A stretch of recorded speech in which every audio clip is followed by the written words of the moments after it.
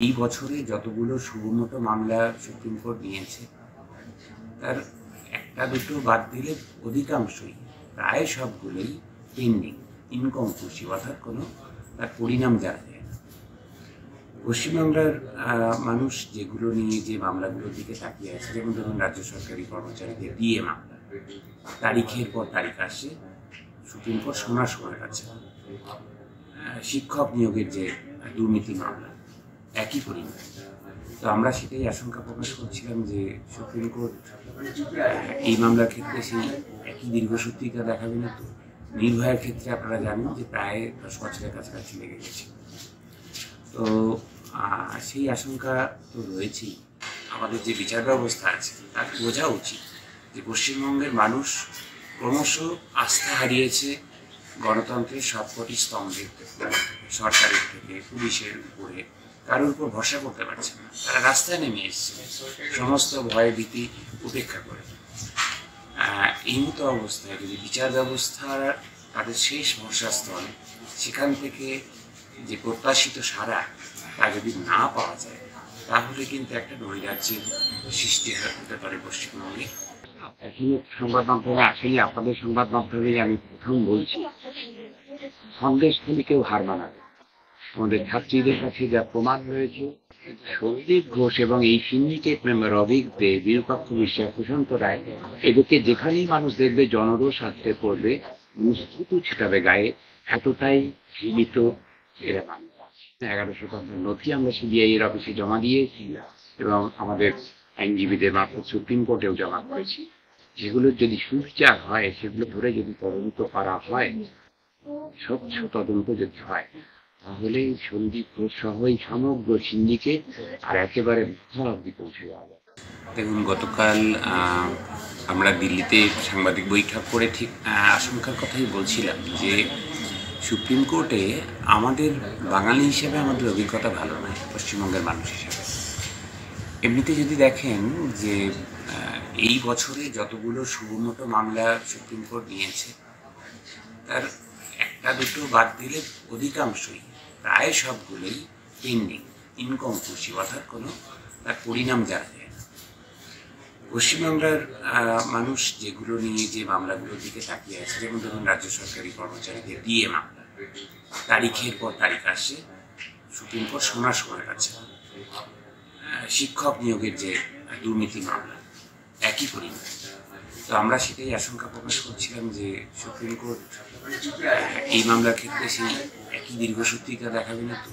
নির্ভয়ার ক্ষেত্রে আপনারা জানেন যে প্রায় 10 বছরের কাছাকাছি লেগে গেছে। তো সেই আশঙ্কা তো রয়েছেই। তবে আমাদের যা আমরা জেনেছি, আমার যে মাননীয় প্রধান বিচারপতি, তিনি অসুস্থ। আশা করি তার দ্রুত আরোগ্য কামনা করি আমরা চিকিৎসক সংগঠনগুলোর পক্ষ থেকে, এবং তার পাশাপাশি আশা করি তিনি অসুস্থ যদি থাকেন কোনো কারণে, তাহলে বিকল্প কোনো যারা জাজ রয়েছেন তাদের দিয়ে বেঞ্চ গঠন করে শুনানির কাজ এগিয়ে নিয়ে যাওয়া। একটা কথা সমস্ত মহলেই আসছে যে বৃহস্পতিবারই, এবং এটা আমরাও সমাজের সব স্তরের মানুষই জানেন যে বৃহস্পতিবারই মুখ বন্ধ খামে রিপোর্ট জমা দেবে সিবিআই। ভালো রিপোর্ট পেশ হতে পারে, বড় নাম থাকতে পারে। আশায় বুক বাঁধছেন আন্দোলনকারীরা। কতটা আশাবাদী আপনি? দেখুন, সিবিআই কি রিপোর্ট দেবে আমরা জানি না। আপনারা জানেন যে গত শনিবারে আমরা সিবিআই এর কাছে প্রায় 25,000 চিকিৎসক এবং অন্যান্য শুভানুধ্যায়ী পুলিশ তারা মিছিল করে গেছে সিজিও কমপ্লেক্সে। সেখানে সিবিআই যে স্পেশাল অফিসার, একজন জয়েন্ট ডিরেক্টর সীমা পাহুজা, তার সাথে কথা হয় আমাদের কয়েকজন। তিনি আমাদের বলেন যে পুরোটা শোনেন এবং বলেন যে আপনাদের যে দাবি দাবা, আশা করি আপনারা সুখবর পাবেন, আমরা রিপোর্ট জমা দেব। তাই ওনারা বলেন ঠিকই, সুখবর বলতে অর্থাৎ আমাদের দাবিগুলো আপনি জানতে পারেন, আমাদের প্রশ্নগুলো জানতে পারেন, তার এই একটুই বলে। তদন্তের থেকে বিস্তারিত তো উনি বলতে পারেন না। তো আমরা আশা করেছিলাম যে বৃহস্পতিবার জানতে পারবো কিছুটা, যে কোন দিকে তদন্ত এগোচ্ছে তার বিধিত, কিন্তু এখন বুঝতে পারছি না। তবে এটাও আমাদের যে বিচার ব্যবস্থা, তাকে বোঝা উচিত পশ্চিমবঙ্গের মানুষ ক্রমশ আস্থা হারিয়েছে গণতন্ত্রের সবকটি স্তম্ভের থেকে, সরকারের থেকে, পুলিশের উপরে কারোর উপর ভরসা করতে পারছে। রাস্তা নেমে সমস্ত ভয় ভীতি উপেক্ষা করে। এই মতো অবস্থায় যদি বিচার ব্যবস্থা তাদের শেষ ভরসার স্থল, সেখান থেকে যে প্রত্যাশিত সাড়া তা যদি না পাওয়া যায়, তাহলে কিন্তু একটা নৈরাজ্যের সৃষ্টি হতে পারে পশ্চিমবঙ্গে। এই বলে আমরা চিকিৎসক সংগঠনগুলো আশঙ্কা করছি। উত্তরবঙ্গ মেডিকেল কলেজে বিক্ষোভ জুনিয়র চিকিৎসকদের, টাকার বিনিময়ে টুকলি, চিকিৎসকদের বদলির হুমকি থেকে শুরু করে একের পর এক থ্রেট। অভিক দে গোষ্ঠীর বিরুদ্ধে সরব চিকিৎসকরা, তার বিরুদ্ধে পোস্টার উত্তরবঙ্গ মেডিকেল কলেজে। শুধু তাই নয়, অভিককে মেডিকেল কলেজে ঢুকতে না দেওয়ার দাবি জুনিয়র চিকিৎসক পড়ুয়াদের। কি বলবেন? দাবি নয়, যেটা হচ্ছে যে এরা অভিক বলে নয়, এই যে পুরো গোষ্ঠী অভিক দে, বিরূপাক্ষ বিশ্বাস, তাদের মাথার উপর সুশান্ত রায়, মাথার উপর আরো একজন আছেন নিজের আড়ালে মেঘনাথ। তো হচ্ছে যে এরকম আরো বেশ কিছু নাম আছে নিচের দিকে, যাদের সাথে গত কয়েক বছরে স্বাস্থ্যক্ষেত্রে চলা যে সিন্ডিকেট এরাই চালায় যত ধরনের দুর্নীতি, তোলাবাজি, কারখানি, যা যা স্বজন পোষণ, যা যা হওয়া সম্ভব, অর্থাৎ স্বাস্থ্য বিশ্ববিদ্যালয়, হেলথ রিক্রুটমেন্ট বোর্ড, স্বাস্থ্য ভবন, ওয়েস্ট বেঙ্গল মেডিকেল কাউন্সিল, সব এরা দখল করে নিয়ে একটা দখলদারির মনোভাব নিয়ে, এবং এই হুমকির সংস্কৃতি মেডিকেল কলেজগুলোতে দিয়ে থাকে। শুধু মেডিকেল কলেজ নয়, প্রত্যেকটা জেলার যে স্বাস্থ্য দপ্তরগুলি সেগুলোতেও তাই। ফলে এদেরকে কেউ চায় না, এরা সবচেয়ে ঘৃণিত মানুষ মেডিকেল ফ্যাটার্নিটির কাছে। অভিককে, বিরূপাক্ষকে কোনো মেডিকেল কলেজে কোনো জেলাতে কেউ সতীর্থ হিসাবে চায় না, কেউ ওদের অন্য কোনো ভূমিকাতেও দেখতে চায় না। এদের দেখতে চায় যে অভয়ের মৃত্যুর পর এদের যে ভূমিকা, অভয়ের খুনের পরে, ধর্ষণ ও খুনের পরে যখন মা বাবা মৃতদেহ দেখতে পাচ্ছে না, তখন এরা টাইম সিনে মৃতদেহর কাছে ঘোরাফেরা করতে দেখা গেছে, নানা জিনিসপত্র করতে দেখা গেছে, ভিডিও ভাইরাল সবাই দেখেছেন।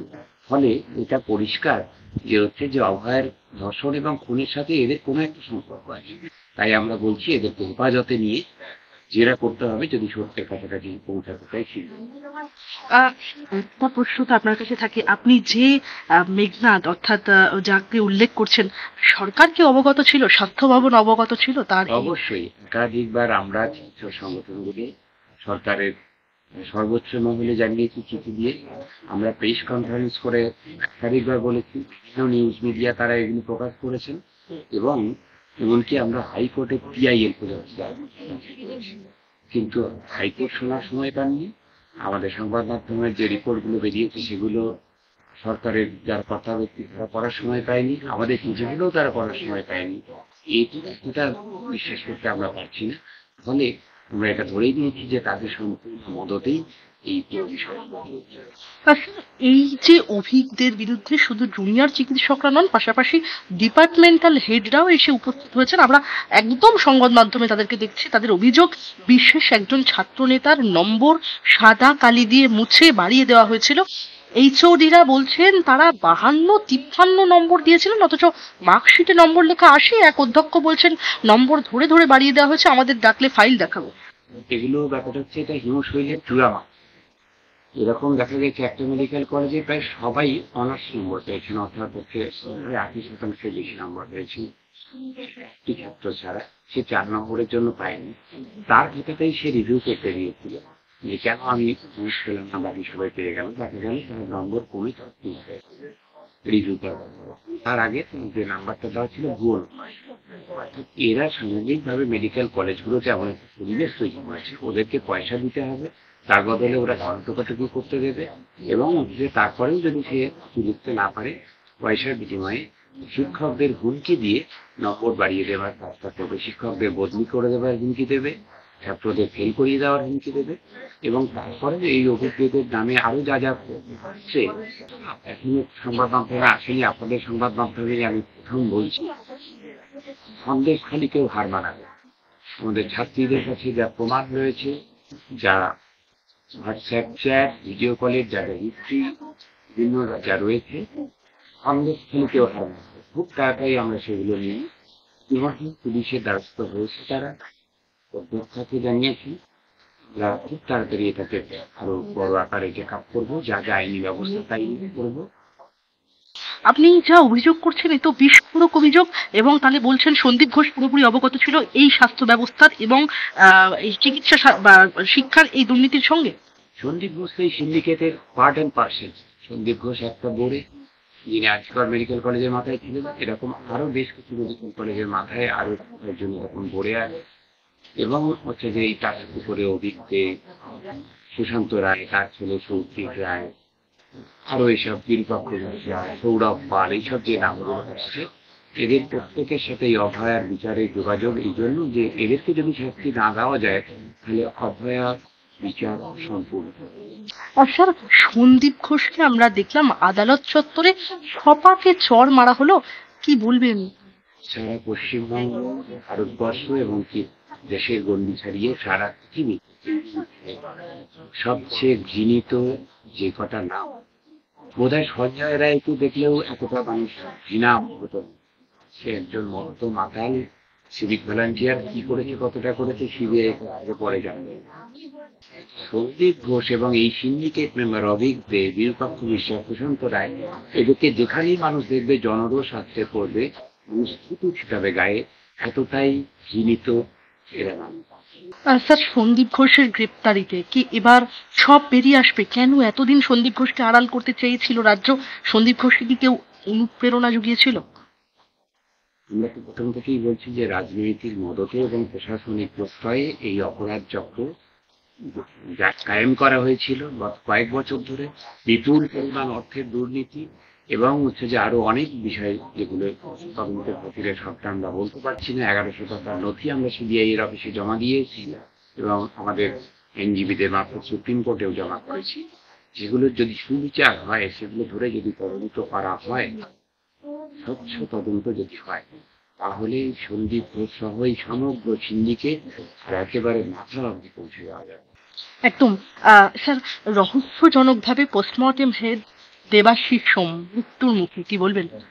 হ্যাঁ, দেবাশিসদা ভালো আছেন। তার আমি জানি অনেক অনেক সাংবাদিকও আমাদের জিজ্ঞেস করছেন, অনেকে জিজ্ঞেস করছেন। অ্যাপোলো থেকে আমরা যা খবর সন্ধ্যাবেলাতেও পেয়েছি, তার যা অবস্থা ছিল তার উন্নতি হচ্ছেন। দেবাশিসদা আশা করা যায় সুস্থ হয়ে ফিরবেন। তবে দেবাশিসদার ওখানে কোনো সিকিউরিটি, দেবাশিসদা বলতে ডক্টর দেবাশিস সোম, তিনি সিনিয়র, সেই জন্য দেখা বলছি। কিন্তু কেন ওই দিন ক্রাইম সিনে দেখা গেছিল, কেন তিনি সন্দীপ ঘোষের সাকরেদ হয়েছিলেন, সেটা সুস্থ হয়ে এসে যাতে উনি বলতে পারেন তদন্তকারী সংস্থার কাছে, তার জন্য তার নিরাপত্তা দরকার। সুস্থ সুস্থ তিনি হয়ে উঠছেন অ্যাপোলোর চিকিৎসাতে, তো নিরাপত্তা কোনো নেই। অ্যাপোলোর যে বেডে তিনি আছেন অরক্ষিত। আমরা এই আশঙ্কাও করছি যে তার কেউ ক্ষতি করতে পারে, অনেক বড় চক্র জড়িয়ে আছে, তার নিরাপত্তা দাবি করছে। স্যার, ডক্টর দেবাশিস সোমের এই যে সুস্থতার সাথে সাথে আপনারা আশার আলো দেখতে পাচ্ছেন? আশার আলো দেখুন, দেবাশিস সোম একজন বোর্ডে, বললাম যে বড় একটা সিন্ডিকেটে দেবাশিস সোম একটা, সন্দীপ ঘোষ একটা অংশ। পুরো সিন্ডিকেটের সবকটা লোক যতক্ষণ না জারুদের ওপারে যাচ্ছে, সবাইকে ধরে একসাথে জেরা করা হচ্ছে, ততক্ষণ কিন্তু প্রকৃত সত্যের কাছাকাছি পৌঁছানো যাবে। স্যার, আমার প্রশ্ন করতে নিজের যথেষ্ট কুণ্ঠাবোধ হচ্ছে, তবুও করবো আপনাকে এই প্রশ্নটা, আমি না করে থাকতে পারলাম না। আপনি নিজে একজন সফল চিকিৎসক, চিকিৎসা শাস্ত্র নিয়ে পড়াশোনা করেছেন। আমি নাম করেই বলছি, একদম শাসক দলের প্রতিনিধি ডক্টর কাকলি ঘোষ দস্তিদার। তিনি কিছুদিন আগে একটি জনপ্রিয় বেসরকারি সংবাদ মাধ্যমে এসে বললেন যে এই আরজি করেই আগে ছাত্রছাত্রীদের রীতিমতো কোলে বসিয়ে পরীক্ষা নেওয়া হতো। কি বলবেন এ প্রসঙ্গে? ডক্টর কাকলি ঘোষ দস্তিদার, উনি আসলে আর চিকিৎসক নেই, উনি হয়ে গেছেন শাসক দলের একজন রাজনৈতিক কর্মী। তার বাকিদের মতোই তাকে আমরা ভূত খেতে দেখেছি টিভি পর্দায়, লজ্জায় মাথা কাটা গেছে আরজিকরের প্রাক্তনী হিসাবে। তাকে আমরা প্রাকৃতিক সুজেটের ঘটনার সময় ওটা পদ্মের সাথে দরাদরি বলতে শুনেছি, এবং এখন বলতে শুনলাম তারই সতীর্থদের সম্পর্কে। এবং তিনি এতটাই সমালোচিত হয়েছেন যে তিনি তার মন্তব্যে দুঃখ প্রকাশ করতে বাধ্য হয়েছেন, যদিও সেটা তার সোশ্যাল মিডিয়াতে অন ক্যামেরা তিনি বলেনি। আমরা যারা প্রাক্তনী যারা আছি, এক্স স্টুডেন্টস অ্যাসোসিয়েশন থেকে ফর্মালি ওনাকে বহিষ্কার। স্যার, আপনার কি মনে হয় আরজি করের ঘটনার পেছনে গভীর কোনো ষড়যন্ত্র আছে এবং সরকার মূল ষড়যন্ত্রকারীদের কোথাও গিয়ে আড়াল করতে চাইছে? আমি বারংবার এই প্রশ্নটাই আমার করছি। মনে হওয়ার বিষয় না এটা, যে যারা যে সারা পৃথিবীতে যত মানুষ প্রতিবাদ করছেন সবার কাছে দিনের আলোর মতো পরিষ্কার। তার কারণ হচ্ছে প্রথম দিন থেকে যে ঘটনা প্রবাহ যদি দেখেন আর কি, তাহলেই বুঝতে পারবেন যে যে ঘটনা ঘটলো 9 তারিখ ভোরবেলা, তারপর থেকে প্রত্যেক আত্মহত্যা বলে চালানোর চেষ্টা, মা বাবাকে ডাকা হলো, 3 ঘন্টার উপর বসিয়ে রাখা হলো, যারা এই সিন্ডিকেটের সদস্য তারা টাইম নিয়ে ঘুরে বেড়ালেন, প্রমাণ লোপাট করলেন, করতে দেওয়া হলো, পুলিশ তাদের অ্যালাউ করলো। যখন ভিডিও দেখানো হচ্ছে এই অভিজ্ঞকে পুলিশ ঢাকছে মাঠ ট্রাক দিয়ে, মাঠ ঢাকার জন্য বলছে ফিঙ্গারপ্রিন্ট এক্সপার্ট। পরে যখন তৃণমূল ছাত্র পরিষদ তাকে বহিষ্কার করছে ক্রাইম সিনে থাকার জন্য, তিনি মুখ লুকানোর জায়গা পাচ্ছেন না। এবং এইভাবে পরিষ্কার করে দিয়েছে কলকাতা পুলিশকে দিয়ে ব্যবহার করে রাজনৈতিক স্বার্থে সরকার হচ্ছে তাদেরকে আন্দোলন করার চেষ্টা করছে। কিন্তু ছাড় দিয়ে যেভাবে মাছ ঢাকা যায় না, সেভাবে কলকাতা পুলিশকে দিয়ে ওই সিন্ডিকেটকে আড়াল করা গেল না। সরকার পরিষ্কার। স্যার, একদম আমরা অনুষ্ঠানের শেষে চলে এসেছি। আমার শেষ দুটো প্রশ্ন আপনার কাছে। জুনিয়র ডাক্তারদের একটি কনভেনশনে ইএনটি বিভাগের চিকিৎসক দেবব্রত দাসকে বলতে শোনা গেল হাসপাতালের চিকিৎসকেরাও জড়িয়ে যাচ্ছিলেন অনৈতিক কাজে। ভাইরাল হওয়া ভিডিওতে ওই চিকিৎসককে বলতে শোনা যাচ্ছে, আমি কোটানকোট বলছি, তিনি বলছেন গত 4 বছর ধরে অনেক অনৈতিক কাজের সঙ্গে আমি নিজেও জড়িত। আমার মনে হয় এখানে যারা ফ্যাকাল্টি আছে তারা জড়িত, কিন্তু আমরা ভয় পাচ্ছিলাম বলতে যে এটা ভুল হচ্ছে। দুর্ভাগ্যবশত মেয়েটা কান দিয়ে বোঝালো যে এবার বলতে হবে এটা ভুল হচ্ছে। এই লোকটা কাঁদছে, কি বলবেন? শুভবুদ্ধির উদয় হয়েছে ভালো। অনেক ফ্যাকাল্টি মেম্বার যারা ছিল পরীক্ষায় প্রকাশি করতে দেখেও যারা চোখ বন্ধ করে থাকছে, যারা অভিজ্ঞের কাছে চিরকুট পেয়ে নাম্বার বাড়িয়ে দিচ্ছিলেন, অথচ প্রতিবাদ করছিলেন না নিজের বদলির ভয়ে বা অন্য কিছু ভয়ে, এত অপরাধ করছিলেন। এখন তারা সুযোগ পেয়েছে, যদি অন্তত অপরাধকে কবুল করে নিজেদেরকে একটু হালকা করতে পারেন। আগামীকাল শিক্ষক দিবস, আমরা তাই আমাদের চিকিৎসক সংগঠন থেকে দান দিয়েছি যে শিক্ষকরা কালকে একটা প্রেজ দিন, একটা উইকার দিন, যে আমি যা করেছি বা করিনি, তাই এর মধ্যেও মেরুদণ্ড সোজা রেখে অনেকেই আছে যে কোনোভাবেই কম্প্রোমাইজ করেনি, তারাও নেবেন, যারা করেছেন তারাও নেবেন। ভবিষ্যতে আর কোনোদিন কম্প্রোমাইজ করব না, কোনো চাপের কাছে স্বীকার করব না, পেশার বদনাম করব না, নিজেদের পেশার আত্মসম্মান লুটিয়ে দেব না, মাথা উঁচু করে সততার সঙ্গে শিক্ষকতা। আমার শেষ প্রশ্ন স্যার আপনার কাছে। তৃণমূল নেতাদের হুমকির মধ্যেই আজ ফের রাত দখল, আরজিকর কাণ্ডের প্রতিবাদে রাত দখল অনুষ্ঠান চালু হতে চলেছে, কি বলবেন? মানুষের ঢল নেমেছে সারা পশ্চিমবাংলার। সাধারণ মানুষ আপামন, যে মানুষ কোনোদিন কোনো মিটিং সেও ভাবছে যে ঘরে বসে থাকলে আমার অপরাধ হয়েছে। বিচার চাওয়া মানে কিন্তু তারা বুঝতে পারছেন যে যারা বিচারের নামে নাটক করছিলেন যে 7 দিনের মধ্যে ফাঁসি চাই বা এনকাউন্টার চাই পান হয়ে, আসলে সেগুলো ধামাচাপা দেওয়ার চেষ্টা, ওই একটা বলি দিয়ে বাকিদের বাঁচানোর চেষ্টা ছিল, লুট করতে দেখা। তাই প্রত্যেকে পথে নামছেন এবং পুলিশ যখন পথে নামে তখন এসব হুমকি তারে উড়িয়ে যায় সারা দেশের মানুষ এবং বিশ্বের বাইরে। আজকে জানি না আপনারা যে রাত দখলের কর্মসূচি পশ্চিমবাংলায় নয়, এমনকি যেখানে যেখানে আরজিকর মেডিকেল কলেজের প্রাক্তনী আছে বিশ্বের এরকম শহরে একযোগে আজকে রাত দখল করেন।